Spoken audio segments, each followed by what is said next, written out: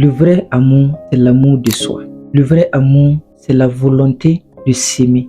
Le vrai amour, c'est de reconnaître que tu es l'image de Dieu, donc tu dois t'aimer d'abord en tant que représentant de Dieu sur terre. Tu dois t'aimer d'abord avant de pouvoir aimer les autres.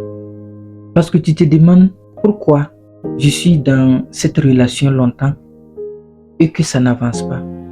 Pourquoi je suis dans une relation toxique il y a longtemps. Pourquoi quand les gens viennent vers moi, c'est pour profiter de moi et puis repartir. Tu te poses trop de questions. Souvent tu te demandes, est-ce que l'amour est fait pour moi? Souvent tu te demandes, est-ce que l'amour même existe? Et je te dis que oui, l'amour existe. Mais le vrai amour doit commencer par toi-même. Je vais te donner quelque chose qui va être important pour toute ta vie. Si tu ne guéris pas les traumatismes émotionnels de ton passé, tu vas toujours croiser les mêmes personnes.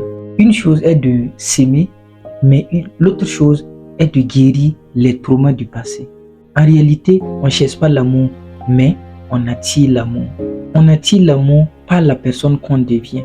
On ne cherche pas l'amour. Parce que tu ne peux pas te lever et puis vouloir quelqu'un dont sa vibration est plus que toi. Ça ne marche pas comme ça. Ça veut dire que la personne que tu vas attirer, tu dois être cette personne-là avant d'attirer une personne similaire. Il ne faut pas vouloir que ta femme soit belle tant que toi-même tu ne prends pas bien soin de toi. On dit que qui s'assemble se ressemble. Tu dois communier avec toi-même avant de pouvoir communier avec les autres. Parce que l'amour d'aujourd'hui, je peux dire que c'est l'anarque du siècle.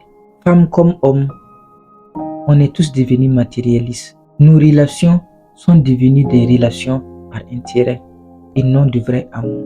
L'amour véritable n'existe plus. L'amour Roméo et Juliette n'existe plus. L'amour du cœur, c'est-à-dire accepter l'autre avec ses défauts, n'existe plus. C'est vouloir l'autre parfait, c'est vouloir l'autre riche, c'est vouloir l'autre idéal, c'est vouloir l'autre beau qui existe. Après avoir guéri tes traumas, après avoir donné la permission de t'aimer, après ça, il faut changer d'identité. Donc, tu dois changer d'identité pour ne pas croiser les mêmes personnes que tu as vécues dans le passé. Et c'est là le vrai piège, le changement d'identité. Parce que le changement d'identité ne fait pas du jour au lendemain. Il faut beaucoup de temps. Il faut une bataille spirituelle. Il faut être dans un combat spirituel pour pouvoir changer d'identité. Parce que quand tu changes d'identité, tu changes ta vie en général. Tu dois te donner la permission d'être authentique d'abord. Parce que si tu n'es pas vrai avec toi-même, tu ne peux pas être vrai avec quelqu'un d'autre.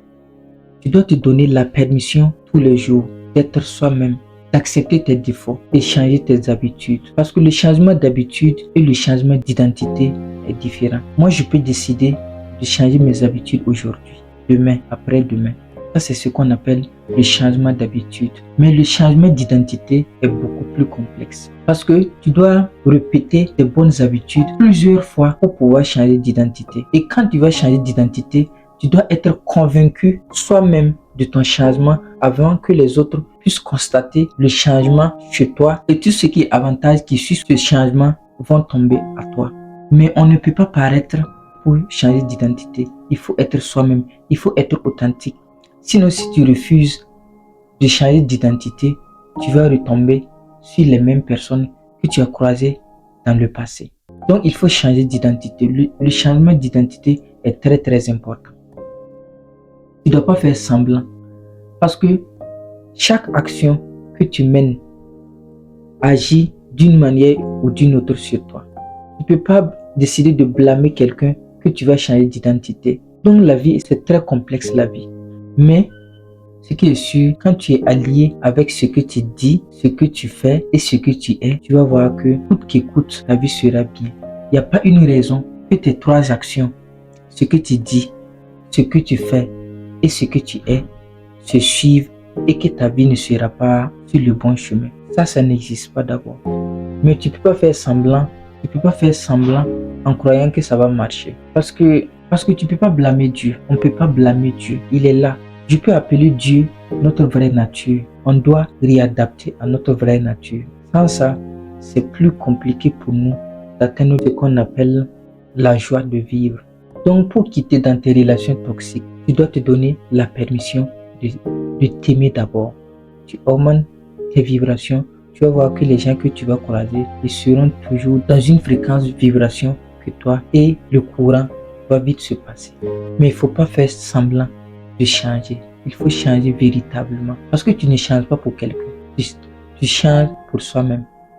Parce que si tu décides de changer pour adapter à quelqu'un, ça ne va pas prendre du temps. Ça sera pour un bout de temps. Ça ne va pas passer. Ça sera pour un bout de temps. Et la loi de correspondance va te rattraper.